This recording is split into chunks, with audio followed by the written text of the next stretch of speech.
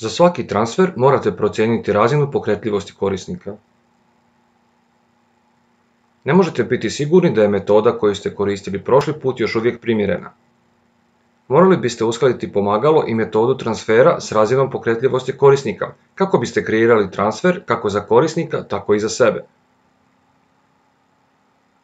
Možete koristiti skalu Level of Functioning za procjenu razine pokretljivosti.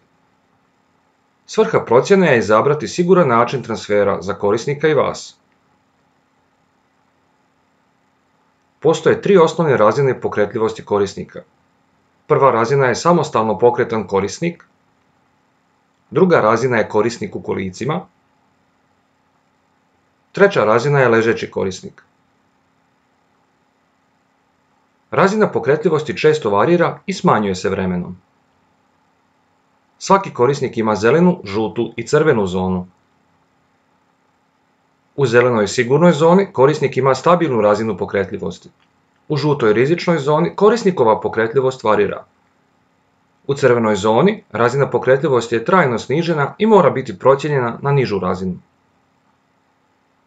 Ako procijenite da je korisnik u žutoj ili crvenoj zoni, morate prilagoditi metodu transfera i izbor pomagala razini pokretljivosti.